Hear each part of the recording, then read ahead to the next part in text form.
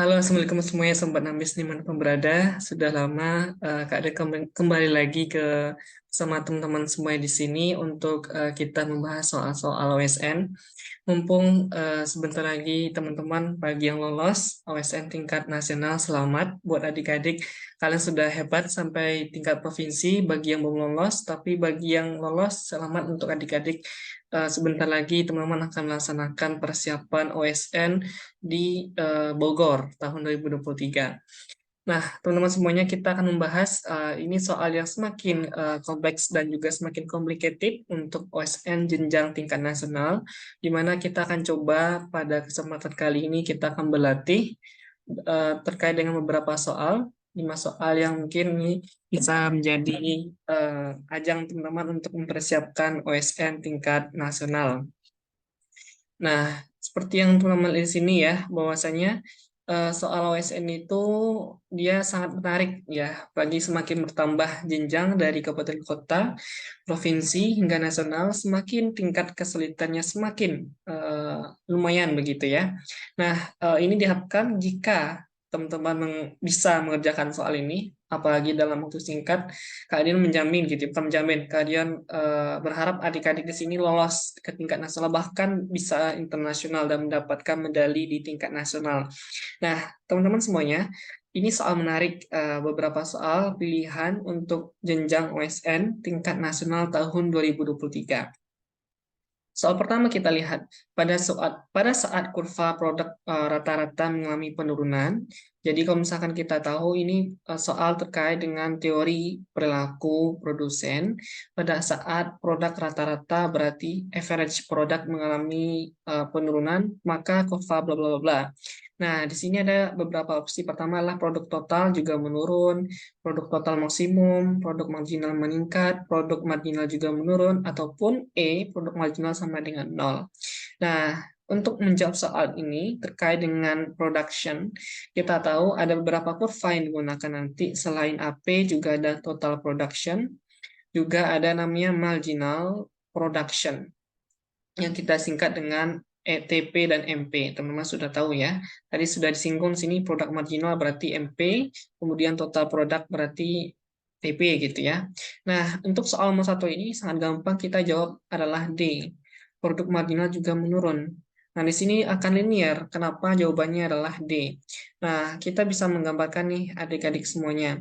Untuk kurva production itu adalah bentuknya sama mirip dengan marginal kurva teori konsumen gitu ya.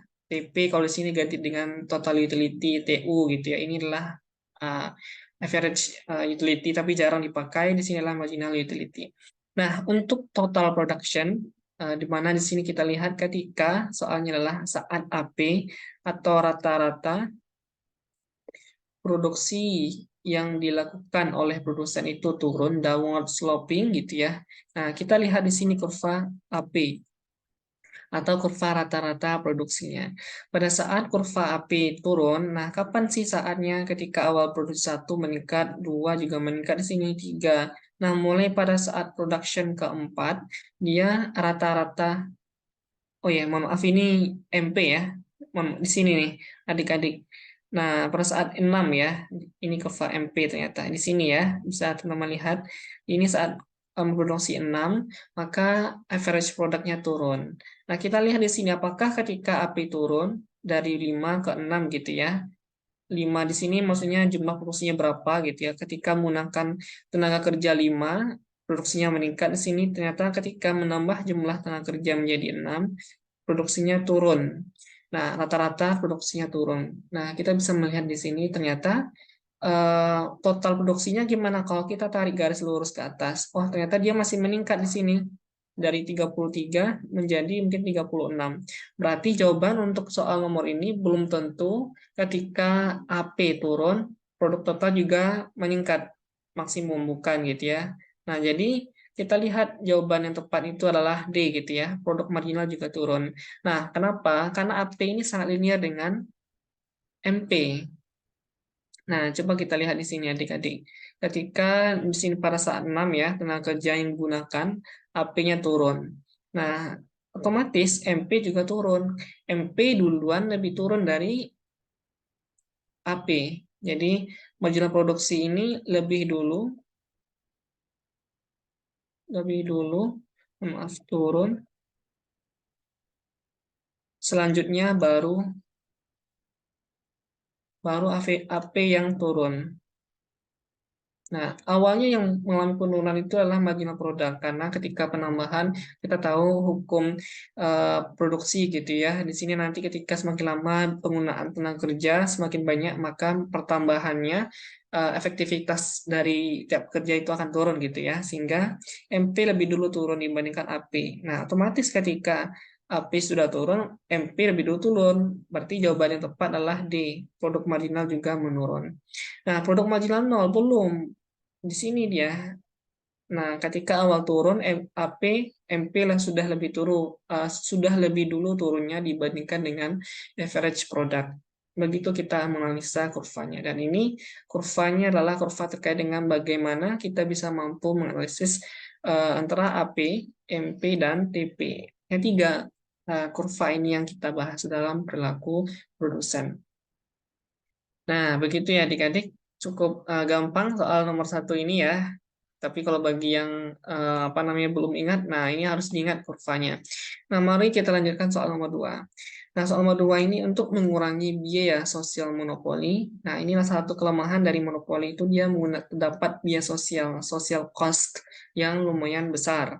Ini salah satu kelemahan monopoli. Pemerintah dapat melakukan sebuah kebijakan terhadap para monopolis dengan menggunakan semacam sistem lump sum tax. Nah, ini mungkin istilah baru bagi teman-teman, lump sum tax.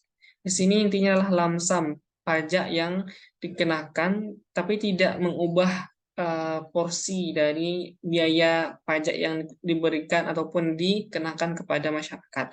Jadi lump sum tax ini adalah jenis pajak yang tidak dipengaruhi seberapa banyak output yang dihasilkan. Nah, semakin tinggi atau semakin rendah, intinya lah biaya pajaknya tetap nggak akan dipengaruhi oleh berapa output yang diproduksi. Nah, ini dikategorikan sebagai biaya tetap. Jadi, lump sum tax ini dia mengenakan terhadap fixed cost. Jadi misalnya lamsam ini pajak-pajak diberikan kepada jenis barang yang bersifat ataupun jenis biaya yang bersifat tetap. Misalkan terkait dengan sewa menyewa dan sebagainya. Ini lamsam tax, bukan pajak yang diberikan ketika kalian semakin banyak berproduksi otomatis semakin tinggi pajak. Enggak. Nah, itu enggak dikenakan terhadap output ataupun kuantitas. Nah, jadi kita lihat bahwasanya kenaikan adanya lamsam tax itu tetap menyebabkan average product meningkat. Kenapa? Nah, karena kita tahu AC itu adalah bagaimana rata-rata biaya itu adalah total biaya dibagi dengan jumlah output. Nah, kita tahu di sini TC itu kan terdiri dari biaya tetap ditambah dengan biaya variabel dibagi dengan Q. Nah, PC nggak akan berubah, dia nggak akan dikenakan tadi ya berdasarkan output. Key itu kan semakin tinggi jumlah barang maka semakin tinggi biaya variabel. Nah, ini dianggap tetap nih, yang dikenakan hanya biaya tetap. Maka ini tetap-tetap, sedangkan biaya tetapnya meningkat, otomatis nanti AC-nya juga naik. Nah, sehingga kurva AC bergeser ke atas karena semakin tinggi biaya rata-ratanya. Tapi marginal cost-nya tetap. Ini tetap karena tadi dia tidak dipengaruhi oleh berapa besarnya output Q. Karena kita tahu ya, MC itu adalah berapa besarnya TC2 dikurangi TC1 dibagi Q2 dikurangi Q1. Ini dia nggak dipengaruhi oleh Q. Sehingga PMC-nya nilainya tetap. Maka nomor 2 ini jawabannya adalah E. Kurva biaya rata naik, AC naik, sedangkan kurva MC tetap. Oke, nah itu soal nomor 2 terkait dengan lump sum tax. Pajak yang dikenakan terhadap biaya tetap tidak dipengaruhi oleh berapa besar output yang dijual ataupun dihasilkan oleh produsen. Nomor 2 jawabannya adalah E ya. Oke, adik-adik kita lanjutin lagi. Nomor 3. Nah, ini ya bentuknya tadi ya. MC tetap di sini ya. Kalau kita gambarkan, AC itu akan bergeser ke atas kayak gini. Dari AC1 ke AC2. Nah, ini dia tetap, MC-nya akan tetap nanti. ataupun dia bukan bergerak bergeser gitu ya, dia masih di sini gitu ya. Nah, sedangkan berarti AC-nya bertambah, MC-nya tetap. Mungkin seperti ini kayaknya. Mohon maaf. Kita hapus. Nah, begini nih adik-adik. Nah, ini AC1, ini AC2. Ini secara umum nih dia meningkat ini. Cuma di sininya MC-nya tetap gitu. Itulah lump sum tax. Nah, lanjut kita akan bahas soal nomor 3. Ini terkait dengan teori. Jadi, yang membedakan soal terkait dengan OSK, OSP, OSN semakin ke naik jenjangnya, maka OSN ini dia semakin teoritis. Hitung-hitungannya lebih sedikit. Ya, dia lebih pemahaman konsep adik-adik. Maka tadi kita lihat dari nomor 1, nomor 2 itu dia nggak ada hitung-hitungan, masih konsep. Nah, begitupun nomor 3. Apa itu index learner? Nah, kita tahu index learner itu adalah indeks yang mengukur bagaimana tingkat monopoli sebuah perusahaan, mengukur terkait dengan monopoli atau tidaknya gitu ya. Semakin kuat atau semakin lemah monopoli yang dilakukan oleh perusahaan. Misalnya dari perusahaan mie instan gitu ya. Kan ada produk-produk yang bisa kita lihat, ada Indomie, ada mie sedap gitu ya, dan dari berbagai mie instan itu mana yang menguasai pasar, mana yang semakin memonopoli pasar, itu Indomie. Nah, semakin dia menguasai pangsa pasar, maka semakin monopoli dia. Nah, itu kita menggunakan sebuah indeks yang dicetuskan oleh learner gitu ya, menggunakan indeks learner. Nah, indeks learner itu rumusnya adalah learner L sama dengan P, ini harga, dikurangi dengan marginal cost, dibagi dengan P.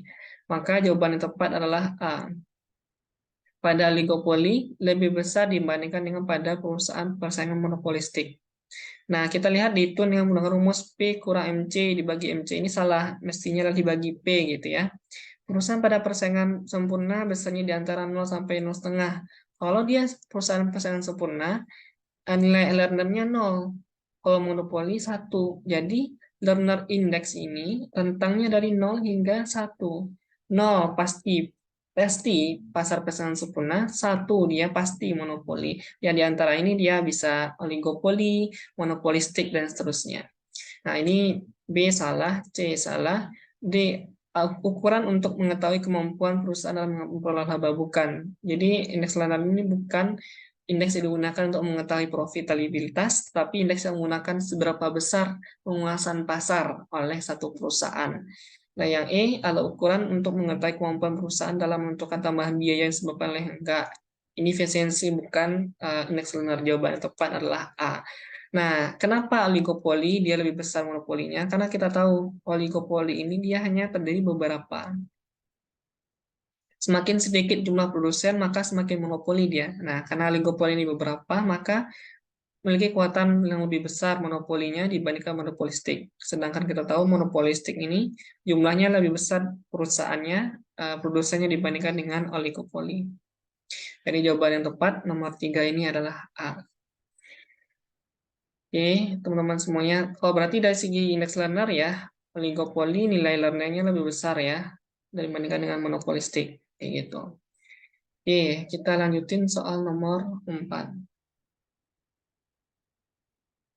Nah, an equilibrium in which each firm in oligopoly maximizes profit. Jadi di sini pada keseimbangan di mana oligopoli memaksimalkan profit yang dipengaruhi given the action of its rival. Jadi ketika dia memaksimalkan keuntungan oleh perusahaan oligopoli, dia dipengaruhi oleh pesaingnya atau rivalnya.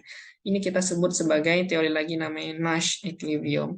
Ini dipelajari oleh kita gunakan pakai game teori. Nah, ternyata yang Kak Dina ajarin ini game teori muncul di tingkat nasional. Game teori, teori permainan yang khusus mempelajari bagaimana oligopoli ini salah satu yang digunakan untuk bersaing terhadap rivalnya. Nah, equilibrium ini adalah setiap pelaku dari oligopoli ini 1, 2, 3 dia menggunakan strategi terbaik untuk mencapai profit yang lebih tinggi. Nah, itu dia menggunakan sebuah alat ukur atau menggunakan strategi ya. Bukan dominan strategi, dominan equilibrium, tapi dominan strategi yang nanti hasilnya adalah mencapai Nash equilibrium. Jawaban yang tepat adalah D. Kalau general equilibrium itu yang teman pelajari dalam mekanisme pasar umum. Pasar yang bisa kita pakai ya general equilibrium. Yang E itu ya equilibrium. Nah, sedangkan ini oligopoli dia menggunakan sebuah strategi yang kita katakan Nash equilibrium. Jawaban tepat adalah D. Oke, masih gampang nih menurut Kak Dion ya untuk OSN tingkat nasional ini. Nah, nomor 5 kita lanjutin soalnya. One assumption that distinguish short run cost analysis. Jadi salah satu asumsi yang menyatakan bahwasannya short run term gitu ya, short run cost gitu ya, biaya jangka pendek. Yang sedangkan apa yang membedakan atau asumsi yang membedakan antara biaya jangka pendek dengan biaya jangka panjang, long term cost gitu ya, analisis. Nah, di sini yang membedakannya adalah bagaimana biaya jangka pendek dan biaya jangka panjang itu dipengaruhi oleh komponennya tadi. Kalau sedangkan jangka pendek itu kita tahu dia biaya diketahui yang ini kita gunakan FC ditambah dengan VC. Adanya biaya tetap ditambah dengan biaya variabel. Sedangkan biaya jangka panjang semua biaya itu bersifat variabel. Udah nggak ada lagi biaya tetap. Maka nomor 5 ini jawaban yang tepat adalah E. The size of factory is fixed. Nah, output is not variable. Nah, kita tahu output itu adalah quantity, dia variable. Bukan dia variable, bukan not variable gitu ya. Nah, A salah. Dia no variable cost. Bahkan dalam jangka panjang semua biaya itu kita golongkan biaya variable, salah. Dia no fixed cost. Nah, asumsi yang bedakan antara jangka pendek dan jangka panjang. Berarti dia hanya fokus ke jangka pendek ya. Jangka pendek ada biaya tetap, ada biaya variabel. Jadi yang bilang nggak ada biaya variabel maupun biaya tetap salah. Number of worker tetap. Nah, number of worker ini adalah dia biaya variabel karena semakin bertambah jumlah tenaga kerja, maka semakin besar biayanya. Dia bukan fixed cost tapi adalah variable cost. Nah, jadi jawaban tepatlah E. The size of the factory is fixed. Jadi ukuran dari perusahaan dalam jangka pendek karena dia baru berdiri, dia baru merintis usaha, dia baru mendirikan usaha, maka biayanya masih tetap gitu ya. Maka dia jumlah perusahaannya masih tetap karena masih baru beroperasi. Ini masuk fixed cost. Nah, begitu ya adik-adik semuanya soal Olimpiade Sains Nasional tingkat nasional yang bagi teman-teman sedang mempersiapkan apa namanya di Bogor nanti. Semoga bermanfaat. Bagi adik-adik yang ingin mengikuti pelatihan bersama Belajar Ambis, silahkan menghubungi di caption di bawah. Silahkan adik-adik untuk menghubungi Belajar Ambis, ataupun juga jika adik-adik tertarik untuk membeli modul ataupun buku OSN dari materi dan soal-soal OSK, OSP, OSN, juga silahkan menghubungi Belajar Ambis. Sudah tersedia di apa namanya Belajar Ambis untuk bisa dijual ataupun juga dipakai oleh adik-adik semuanya. Demikian, semoga bermanfaat. Sampai ketemu lagi di lain kesempatan. Assalamualaikum warahmatullahi wabarakatuh.